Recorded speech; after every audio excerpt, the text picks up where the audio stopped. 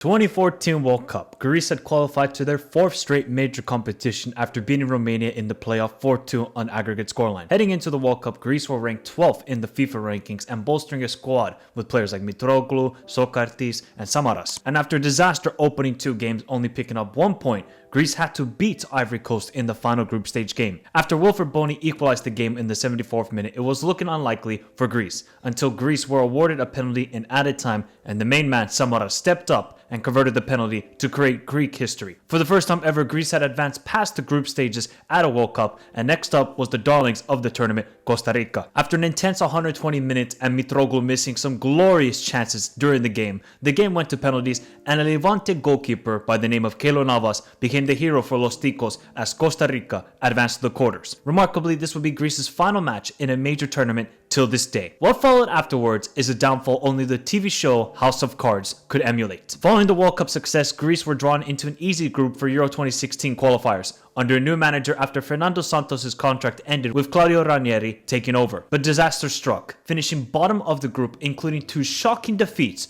to Faroe Islands. Yes, Faroe Islands. More subpar performances continued, missing the 2018 World Cup, losing in the playoff against Croatia. And Euro 2020 qualifiers weren't any better, including going on a 6-game winless streak with a loss at home versus Armenia and a home draw against Liechtenstein. With only a crowd of 3,500 in attendance versus Liechtenstein, that moment appeared to be the team's lowest point possible. How did Greece reach this point? From being a consistent participant at major competitions to not qualifying and drawing at home versus Liechtenstein. You can attribute this to the decline of the league. When Greece won the Euros in 2004, the Greek league were ranked 7th in the UEFA coefficient. Fast forward to 2020, the Greek league was ranked 18th in UEFA coefficient. Even the Cypriot league were ranked 16th. No consistent participants in European competitions, and the last team to compete in the knockout stages of the UCL was Olympiacos in 2014. What are the reasons for the decline? As Greek football expert Greg Galfala stated, the corruption has hurt the Greek game greatly. Prior to this, we had a minimum 3 strong teams in Greece: Olympiacos, Panathinaikos, and AEK. Other factors could be the economic crisis Greece suffered. Olympiacos seemed to be the only club that weren't suffering, whereas clubs like AEK Athens went bankrupt in 2013 and were relegated to the 3rd division. Meanwhile, attendance numbers fell sharply, and income from television contracts also decreased. Club revenue were at a low point, pushing owners or shareholders to adhere to strict financial practices. Another issue that plagued Greek football during the crisis years was the increase in violence,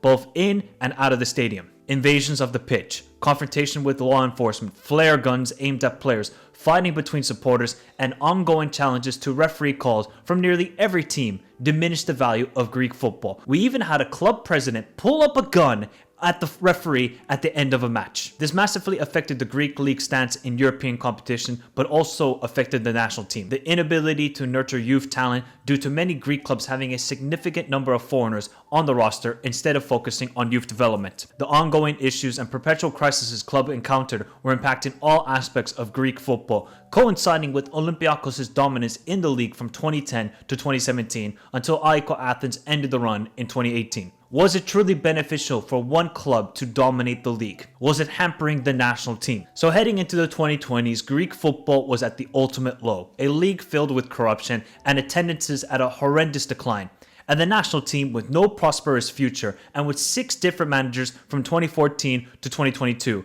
They had no stability. After all that chaos, what has been occurring lately in Greek football is incredible. First, for the national team, Gus Poyet was hired in 2022, and with Greece competing in the Division C of the Nations League, this was a new opportunity for the national team to develop an identity. Greece would go on and top the group and gain promotion to Division B of the Nations League. This also coincides with the introduction of the Conference League, a new European competition which could provide Greek clubs an avenue to progress far in European competitions. Considering the Champions League and Europa League campaigns were going horribly, and in the first season of the Conference League, PAOK advanced to the quarters. Gus Poyet kept depending on players in their late 20s for the national team, and they continued to secure good results, only losing to Netherlands and France in 2023, and after missing direct qualification to the Euros, they had one last chance through the Nations League. They would destroy Kazakhstan in the semi-finals of the playoffs.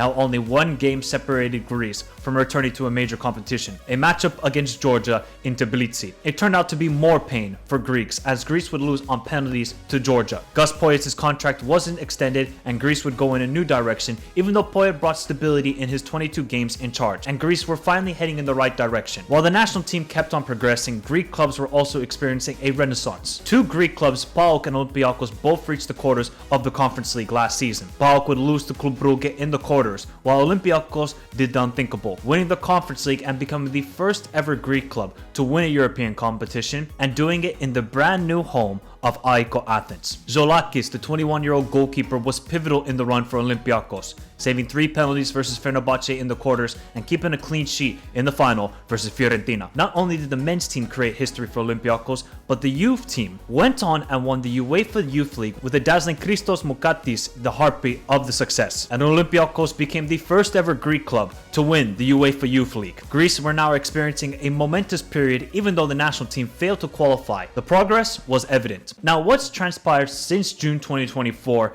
is crazy. First, Greece had to hire a new manager.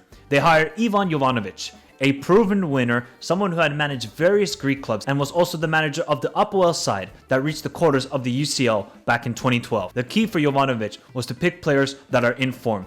His tenure started off fantastically well, picking up 4 straight victories in the Nations League, including beating England away 2-1. It was Greece's first win over a top 5 FIFA ranked team in 20 years. Just one last thing I wanted to add about this game is George Baldock, a member of the national team, tragically drowned in his pool the day before the England match. The Greek players attempted to postpone the game, but UEFA told them that there was no available date. So Greece went on to play the game, they beat England, and there was a very heartfelt message at the end where all the Greek players were standing together and holding up Baldock's kit. So I think that game was definitely for George. Even though he was still trusting in experienced players, he had trust in youngsters like Christos Zavaris and Yannis Konstantilias. And the trend continued in the starting lineup with regular starts for Zolis and Kouliarikis. The Greek team is relying on its young and thrilling players, but the latest international break was even more outrageous. Jovanovic was moving like Leonardo DiCaprio's dating history. First, Greece secured an absolute wonder kid to commit to playing for Greece. Konstantinos Karetsas, a winger from Genk in Belgium, was born in Belgium to Greek parents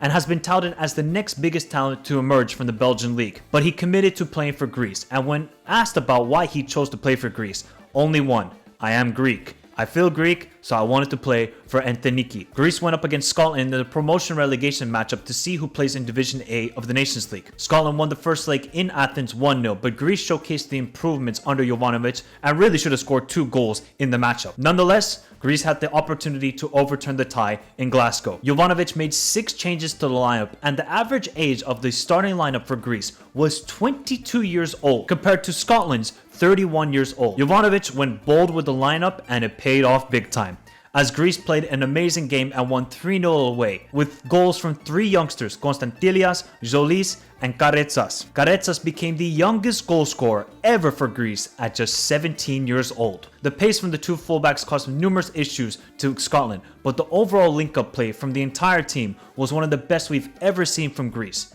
It's incredible the turnaround from Greece. The credit needs to be given to Jovanovic and the players that have emerged right now. So just to wrap up this video and talking about this Greek national team, you look at the team on paper. You have Vaginatis, the right back from Panathinaikos. You look at Kouliarikis, the center back who plays currently at Wolfsburg, who came through PAOK. Konstantilias, Mouzatkis, both coming from Olympiacos and PAOK. Greece and their league somehow have developed these players. But when I've been doing the research on how Greece has developed this generation of players, I couldn't find a reason actually why. Maybe it's just by a stroke of luck, or maybe there is something in the background that we don't know about when it comes to these players. You look at the way Greece are playing and the ballers that are emerging. It is a very exciting time, I think, to be a Greek fan. It's been such dire football. The football's been terrible, the results have been terrible, but let's be honest here. The Greek league still has a lot of faults. The violence still emerges. Referees are still being harassed. Like, these sort of things cannot happen. If you want to progress away from the corruption, those sort of issues have to go away from the game in Greece. But if you strictly want to talk about the national team, I would be excited. You have still Pavlidis, who's doing very well at Benfica, and he wasn't really influential in both games against Scotland. Imagine if he scored. It could have been 5-0 for Greece then. Zolis, who's been fantastic for Club Brugge. on and off with his performances. Sometimes I watch him for Club Brugge, a very frustrating player, but he's got the talent. And there's a player who hasn't even been called up to the men's team yet, Stefanos Zimas, who's been goal scoring for fun with Nuremberg this season, and he got a move to Brighton and Hove Albion. So the talent is crazy right now for Greece. And you look at the future and you look at their World Cup qualifying group for the 2026 World Cup. They got Denmark. I just don't think Greece can beat Denmark right now. It's going to be very competitive games, but I feel like Denmark are just slightly better. And obviously we just saw what happened in the last 2 games against Scotland. Greece can beat Scotland. I think Greece can finish runners-up in that group and progress to the playoff. And then in the playoff, we don't know what's going to happen there. We would have to see about matchups and all that sort of stuff. Look at the future for Greece. It's promising. You're seeing an essence of a good team. You're seeing all the ingredients to make the ultimate souvlaki. Now it's about conjuring up the ultimate souvlaki and performing. But I wouldn't go overboard and saying, yeah, Greece are definitely qualifying to the World Cup. There is a lot of good teams in Europe, people. Denmark, then you can even talk about Turkey, you can talk about Czechia. There's so many. Georgia. I mean, if Georgia and Greece somehow met in the playoffs again, I think the game would be even better because both teams have gotten so much stronger. Perhaps after all the crises, all the violence, all the presidents whipping out guns, maybe Greek football is emerging once again. But let me know your thoughts in the comments down below. Why do you think all of a sudden Greece have emerged with all of these ballers? Is it just a generational thing? Do you think Greece will qualify to the next World Cup? Euro 2028? World Cup 2030? Greece are going to be a problem. Remember to hit the like button, subscribe to the channel if you're new around here. Remember to follow me on all the socials, Instagram, Twitter, join the Discord, all those links, description down below. But have a beautiful day, stay safe in this crazy world. Till next time, adios.